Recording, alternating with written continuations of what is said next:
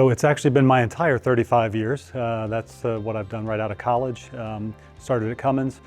And so as a mechanical engineer, I'm not really clear on what I wanted to do for my career, but Cummins afforded me lots of opportunities.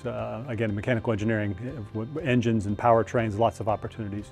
So I came into a small group, did mechanical development, performance development, but all through that kept finding myself attracted to modeling and simulation.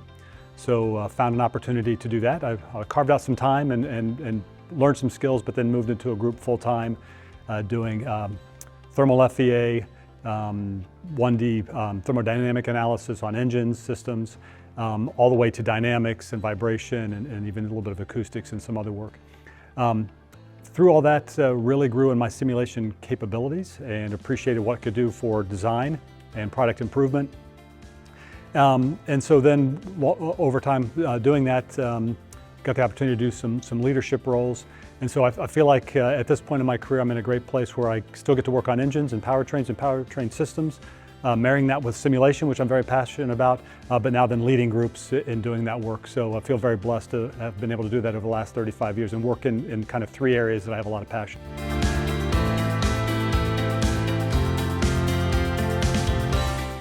So I would say modeling and simulation has always been important at Cummins, even from day one back in the late 80s and early 90s when I was able to do some work on a mainframe computer, our CP6 computer. We then moved to desktop machines in sort of that evolution. And then now we're back on HPC systems looking a lot like the mainframe again, so the more things change, the more they kind of stay the same. So that's interesting. But we also have gone from lots of pockets of deep experts in different fields to now more democratization, moving simulation to everyone in the company and kind of making that an expectation that people use simulation in their day-to-day work. And that's really what we've seen, good leadership focus, kind of grassroots people building up capability, but also leadership across the company driving for more modeling and simulation. And so I'd say we've had ebbs and flows of focus on modeling and simulation where we've had strong leadership taking it to the next level. Kind of an S-curve approach. We'll move up the curve, we reach a level of maturity, we stay there for a while, and then we move up it again. And so the latest incarnation of that is simulation-based product development. We've got a whole team at the corporate level that's really saying, how do we take simulation out of the hands of the experts, democratize it across the businesses, and make sure that the businesses are using simulation as much as possible. And beyond that, we've moved from making simulation to replace testing to say, no, simulation with testing, with smart measurements, how do we use those together to solve problems? So the focus has changed. And then really, through simulation-based product development, the ultimate goal is right first-time designs. And that means lots of things. Part of it is designs that work and don't fail. But it's also not necessarily the most optimized design, but we really have to consider robustness and other things in it. How do we come up with designs that are going to work well, and work even with different noises that may be in the system? And so that's sort of been the evolution over time. As, like I said, we've kind of worked through our S-curves through different maturity levels.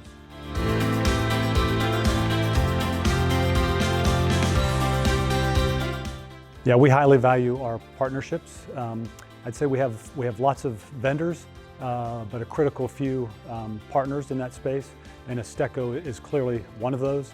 I think the thing that probably makes ESTECO stand out is, as Carlo talked about earlier today in a conference, is around the independent nature of the business and your ability to work with lots of different vendors to make the connections, to help make those connections for us, to make it seamless for us, and to make it easy. It seems like you're always a step ahead of us. The things that we're thinking about, you've already got answers for. Oftentimes, if we make a call and need help, there's somebody on the ground with us, even beyond just a phone call. We can get people to come and kind of hold our hands and help us along the way. And so we just find really, really strong collaboration, excellent communication, just a really good working relationship together, and always seeking out win-win solutions so both companies can win.